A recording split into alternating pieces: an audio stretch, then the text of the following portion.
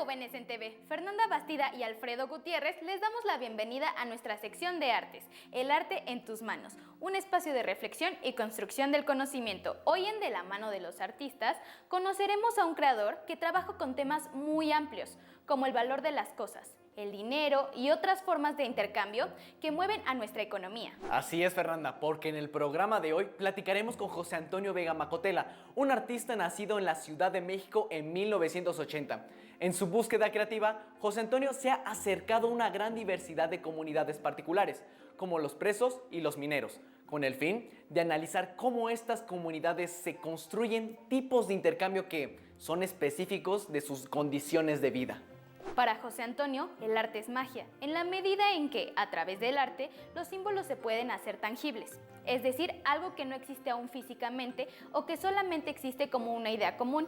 Se puede convertir en algo físico y real. Ya hablaremos con él más de esto. Algo muy importante es que con el trabajo de José Antonio Vega Macotela podremos reflexionar acerca de la función del arte en nuestra sociedad y los aspectos que distinguen un proyecto artístico de, por ejemplo, acciones sociales o del activismo.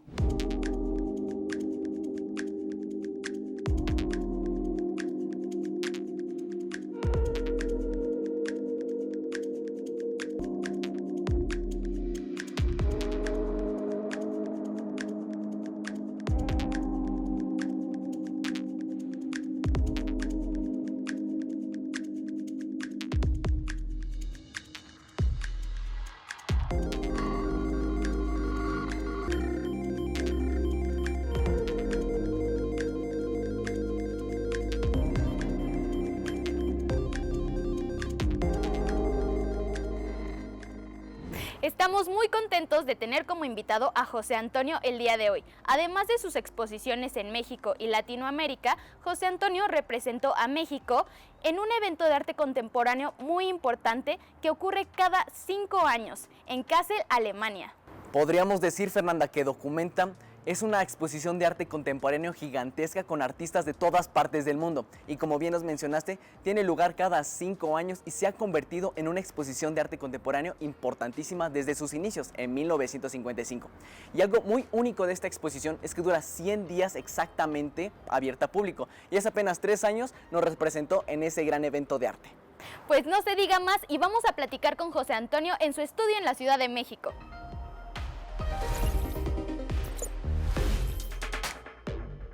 José Antonio, cuéntanos, ¿por qué decidiste dedicarte al arte? Bueno, decidí dedicarme al arte, no sin antes pasar por otras disciplinas. Estudié un rato psicología, un rato biología, un rato informática, como estuve varios años de diletante. Y finalmente caí en lo que siempre había hecho desde chiquito, que era dibujar y talleres, y me di cuenta que al final de cuentas lo que hacía era, y que me gustaba sobre todo, era el arte. Y después de un tiempo, pues se conjuntaron las demás disciplinas que estudié durante este tiempo. Yo fui a la Universidad Nacional Autónoma de México, que por esa época tenía muy mal programa. Era un programa tan viejo que ya era de nuevo de vanguardia, o sea, como de toda la vuelta. Entonces, puesto que era como la educación en la escuela no era tan buena, decidimos entre unos compañeros, un maestro y yo, que era nuestra propia escuela. Esta propia escuela tendría como otra forma de operar. Éramos varios artistas que teníamos varias reglas. La primera regla es que no debíamos de tener ninguna disciplina, no éramos ni pintores, ni escultores, ni nada. Pensábamos. La segunda regla es que teníamos una investigación práctica y una teórica que se llevaban al mismo tiempo simultáneamente. Y la tercera es que tenemos que mezclar al menos dos disciplinas más allá del mundo del arte. Como en mi caso fue filosofía y economía. ¿Y nos podrías compartir cómo es un día de trabajo en tu vida? Me levanto y sobre todo me pongo a leer y a pensar, que es como una de las partes más importantes de lo que hago, y desarrollar proyectos. Básicamente son ideas que se llevan a otro plano. Eso viene de lo que pienso que es arte, ¿no? Porque arte, a final de cuentas, es darle otro sentido a la realidad, y este sentido que le das amplía las posibilidades de su lectura, es decir, amplía las posibilidades de la sensibilidad, del pensamiento y otras tantas cosas. Mi trabajo lo defino más bien por el cruce de disciplinas. Como te dije, me interesan mucho las disciplinas que juntan lo simbólico con lo material o lo real. Economía, magia y arte. Y lo interesante de este juntar es que la parte simbólica afecta a la real, como la magia. El rito afecta a la parte real, pasa algo, y la real afecta a la simbólica. como estas formas de cambiar el mundo. En el proceso de trabajo tiene que ver más bien con la investigación entre estas disciplinas, pensando en esto, pensando en la intersección de estos dos lugares. Básicamente mi trabajo está inspirado mayoritariamente en economía, porque economía es la forma en la que el mundo se abstrae y la forma en que mediante símbolos el mundo se controla y se mueve.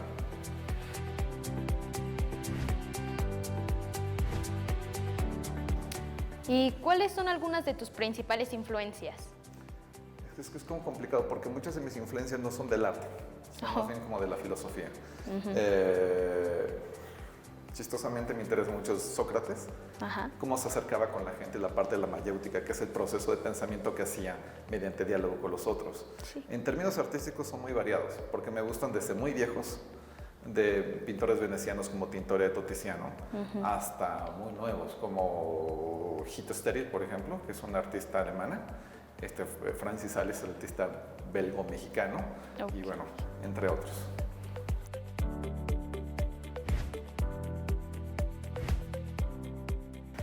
¿Nos podrías contar de tu obra Time Divisa y tu visita a los presos? Bueno, Time Divisa viene primero de una mezcla de dos raíces de lenguaje. Uno que es la anglosajona, time, tiempo, y otra que es la más interesante, divisa, que viene de las lenguas romances, porque tanto significa dinero como ver y dividir, en portugués y italiano. Pero bueno, parte de mi trabajo tiene que ver con una cuestión media inocente, si quieres. Yo pienso que el arte puede cambiar el mundo, pero me doy cuenta que no hay mundo, hay mundos. Y cada persona, cada comunidad es un mundo. Y hay mundos que se conectan, que crean este gran mundo. Regresando a eso, me interesa mucho que mis trabajos funcionen tanto en pequeñas comunidades, pequeños espacios que son metafóricos, que en este caso la cárcel, y que tanto provoquen un cambio ahí, como sean una metáfora para afuera. Bueno, en el trabajo con los presos parte de mi trabajo se basa en economía. Porque la economía es como la magia, una disciplina que mezcla el mundo simbólico con el mundo material. Los dos se mezclan y cada uno afecta al otro. Es como hacer hechizos, afectan realmente las cosas. Bueno, yo estoy interesado en el dinero como sistema de medición del tiempo. Pero es un tiempo específico, porque es un tiempo objetivo. Es decir, para que tú puedas transformar algo en dinero, tiene que estar en minutos, segundos, horas, días, semanas. Y paradójicamente este tiempo, a pesar de que tiene una mesura para todos, no vale lo mismo. Evidentemente vale mucho menos mi tiempo que el de Slim. Pero yo estoy interesado en otro tipo de tiempo, que es el tiempo subjetivo. ¿Qué pasa con el tiempo que no puede ser medido? ¿Cómo pasa el tiempo cuando estás enamorado? Cuando estás aburrido, cuando estás enojado. En este sentido yo buscaba como modelos a escala donde pasar esto que te decía. Entonces yo llegué a la cárcel pensando en el dinero, porque la cárcel para mí al principio yo pensaba que era una maqueta a escala de la sociedad en que vivíamos. Regresando a la cárcel, yo a los presos ahí pensando en el tiempo objetivo y subjetivo, les propuse un trato. El trato es que yo haría cualquier cosa que ellos quisieran hacer afuera, mientras al mismo tiempo ellos hacían lo que yo les pidiera dentro de la cárcel. La cuestión es que nunca intercambiábamos una hora por una hora, es decir, por ejemplo me decían Macotel ahí, quiero que vayas y que bailes con mi mamá a las 4 de la tarde del martes. Yo le decía, va, pero el martes al mismo tiempo tú tienes que hacer lo que yo te pida para que estemos conectados y tú para cuando quieras. Pero tú tienes que saber que mientras estés haciendo lo que yo te pido, yo estoy abrazando a tu mamá o bailando, sea lo que me vayan a pedir. En este sentido fueron 365 intercambios, me llevó cerca de 5 años y medio. Porque me interesa también el ciclo de la que la Tierra da la vuelta al Sol. Es decir, que es el ciclo en el que se basa casi todos los ciclos en todas las culturas. Bueno, dentro de esta investigación que yo estaba haciendo eran formas de representar el tiempo. Al principio lo que le pedí a los presos era decir, bueno, ¿quieres que vaya, que le cante una serenata a tu mamá? Me decía, respira, dibuja tu respiración. Pues así, bueno, todas tus respiraciones me pertenecen. Ya en todos los dibujos de las respiraciones. Era primero el cuerpo, decía, bueno, los latidos de corazón, bueno, lo mismo. Los pensamientos, lo mismo.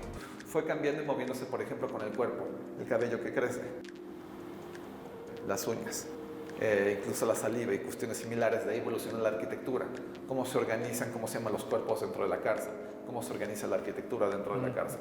Y hasta terminar justo con el último intercambio que fue que me pidió uno de los muchachos que me volviera a su familia durante año y medio y lo fuera a visitar como tal y a cambio yo le pedí que me enseñara cómo sobrevivir en la cárcel. Hice una serie de textos. Entonces te digo que era como, es variadito.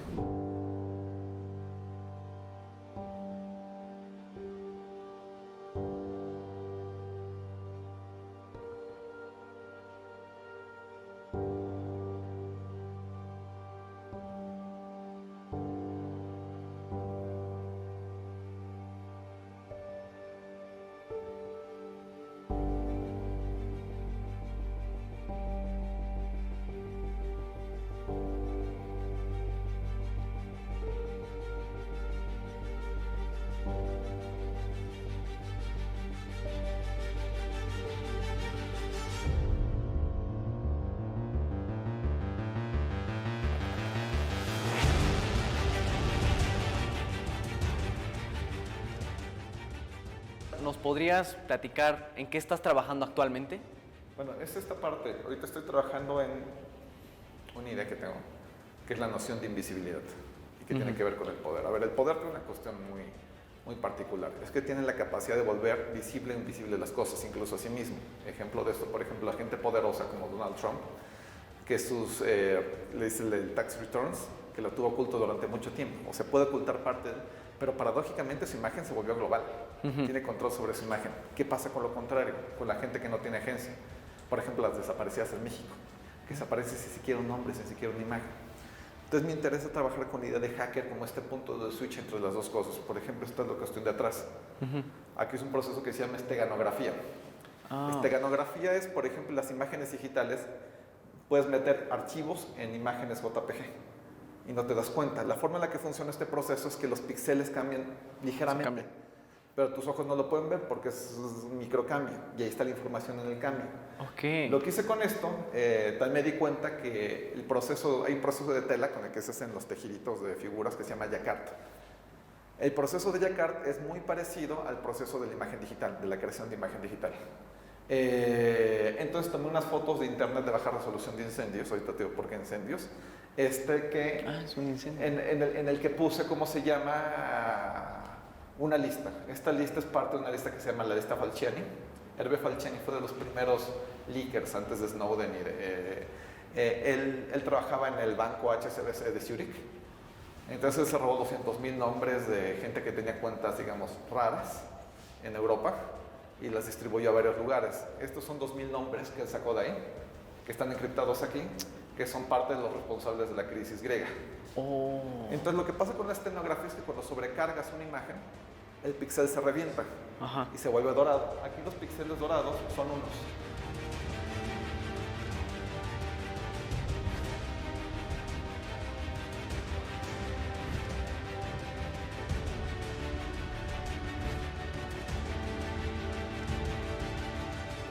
Entonces, si tienes suficiente tiempo, más bien suficiente tiempo, y vas decodificando cada uno, vas a poder sacar todo el binario de los 2,000 nombres de la lista Falciani. Parte de la lista Falciani. Entonces, pensé en incendios porque me gusta mucho un poema de Sor Juana, el de Incendio. Tiene una parte muy bonita que dice, salgan signos de la boca de lo que en mi corazón arde, que nadie sabrá del incendio si el humo no da señales. Entonces, es como, me quedé pensando mucho en esta parte del poema y hice una serie de incendios que tienen todos estos nombres encriptados en la tela. Muchísimas gracias. No, gracias a ustedes. Sí, Fernanda, la verdad yo pienso que hay que acercarnos más al arte. Y mira cuántos temas de la familia o de nuestra realidad cotidiana trabaja José Antonio. Y es por eso que estas visitas a los estudios de los artistas que les proponemos aquí son para acercarlos a las propuestas de artistas mexicanos contemporáneos. Pero aún hay muchísimo por conocer. Los invito a que indaguen y conozcan el trabajo de artistas mexicanos de diferentes generaciones. Les aseguro que siempre son una buena fuente de reflexión y, ¿por qué no?, de inspiración. La verdad me leíste la mente y sí, hay que acercarnos a los artistas y a sus obras por nuestra propia cuenta. Pero ahora vamos a pasar con la obra que les prometimos al inicio del programa, y es Molino de Sangre. Con esta obra nos representó José Antonio en Documenta, esto es, Bajo la Lupa.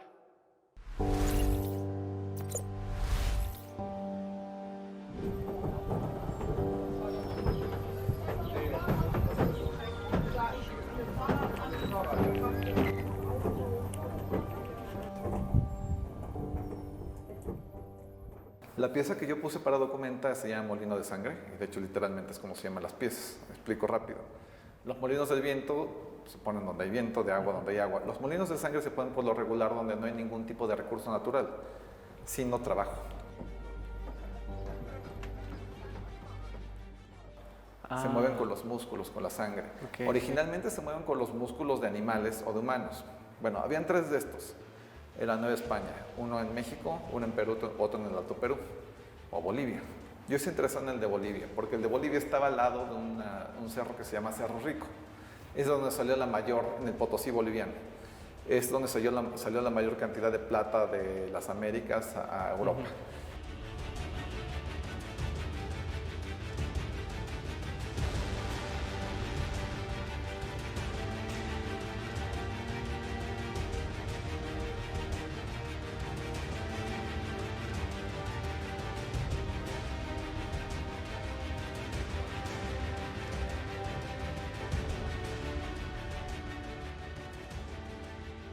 Entonces, fuera de este molino, fuera de esta mina había un molino que con la fuerza con la fuerza muscular, ayudaba a acuñar monedas.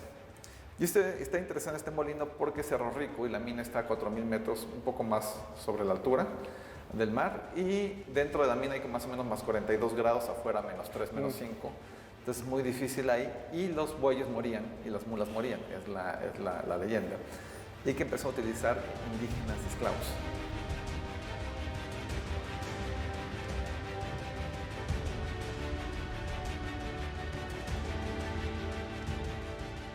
Entonces yo me quedé pensando mucho esto como un símbolo de la colonia, donde se transforma la carne. Imagínate que se transforma la carne del esclavo en la cara del rey sobre plata.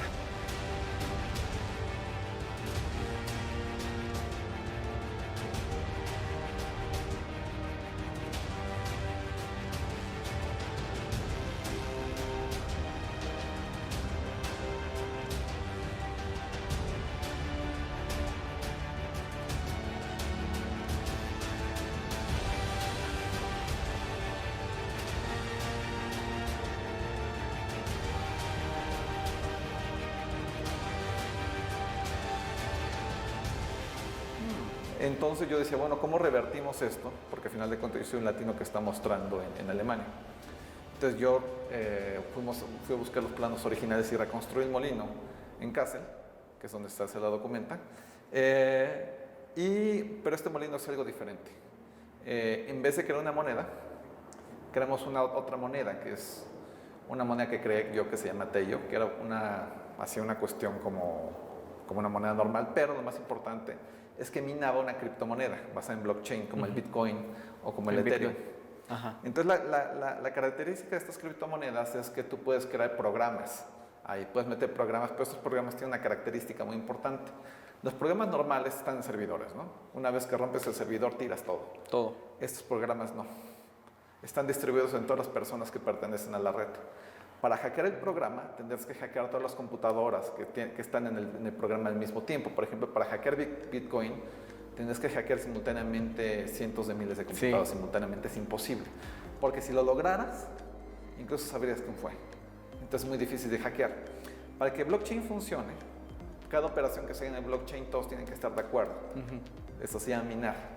Entonces esto hace muy difícil que sea muy difícil hacer alteraciones dentro de eso. Bueno, el programa que hicimos con esta moneda es un sistema de votación, un sistema de democracia. Realmente podrías hacer las votaciones de un país en esas monedas que fueron creadas. Quedan alrededor de 23.000 monedas, pero cada moneda se puede dividir en 100.000. Se llaman satoshis, cada parte de moneda. Y cada satoshi tiene las características de la moneda completa. Entonces podrás tener 100.000 por 23.000, no sé cuánto sea, cantidad de usuarios en una votación, son no sé cuántos millones. Entonces, son la gente que podría votar bajo el sistema. Es la parte simbólica de revertir que era un sistema de democracia. Porque, bueno, los que operaban el nuevo molino no eran esclavos, evidentemente, era gente que tenía la capacidad para ir a la documenta, explico, para ir a casa. Entonces, a ponerlos a trabajar para generar este sistema. Es así. Y, bueno, tú como artista que trabajas con temas sociales, ¿cómo definirías o cómo separarías de lo artístico a lo activista? Que yo sí soy como muy respetuoso de la parte activista, sobre todo en un lugar como México, donde muchos activistas desaparecen, de muchos activistas no tienen ningún tipo de visibilidad. Yo no me atrevería, a pesar de trabajar con temas sociales, intentar hacer como este gesto de modificación del mundo. Yo no me atrevería a meterme como en los territorios del activista por mucho respeto, sobre todo en un país como este. Entonces el arte crea en términos más o menos simbólicos. Es un acto simbólico que puede interferir o no interferir en la realidad. El activista, por el contrario, es una cuestión que afecta a lo real. Y la afectación que hace en lo real es la que crea parte simbólica, es como un sistema opuesto. Y además es una cuestión diferente. En un país como México los activistas no tienen cara. Y el artista sí, ¿cómo se llama? Generalmente muestra su cara. Entonces es una contradicción. Y yo no me atrevería a utilizar una de estas cuestiones como ¿cómo se llama? Para una causa propia. Entonces yo más bien es una cuestión para mí de mucho respeto, sobre todo en un país como el nuestro, donde, como te había platicado al principio, es un país de desaparecidos y de muertos. ¡Wow! ¡Qué bien representados estuvimos en Alemania por este joven artista! Hay que estar muy pendientes de lo que José Antonio esté haciendo, porque es un artista con una carrera muy prometedora. Así como ustedes, él también estuvo en la disyuntiva de qué estudiar y a qué dedicarse profesionalmente, y él apostó por su creatividad. Pensaríamos que el arte es solamente pintura o escultura, pero como vimos el día de hoy, el arte contemporáneo nos habla de muchas cosas relevantes en nuestra actualidad y pueden cobrar muchísimas formas, como la instalación Molino de Sangre. Bueno, hemos llegado al final de este programa de artes con el artista José Antonio Vega Macotela. Esperamos que su trabajo les haya parecido tan interesante como a nosotros y los haya hecho reflexionar y cuestionarse. Es importante que como sociedad pensemos qué funciona y qué podemos cambiar o mejorar. Compártenos en nuestras redes algún video en donde muestres algo que pueda mejorarse en tu comunidad y dinos qué se te ocurre para impulsar un cambio. Nos despedimos, pero los esperamos en nuestro siguiente programa de artes, El arte en tus manos, aquí, en Jóvenes en TV, un espacio de reflexión y construcción del conocimiento. Y no olviden que este programa es de ustedes. Participen con Jóvenes en TV, un grupo de jóvenes en casa. Hagan este programa con nosotros. Escríbanos, comenten, participen y hagan sus aportaciones. ¡Hasta pronto!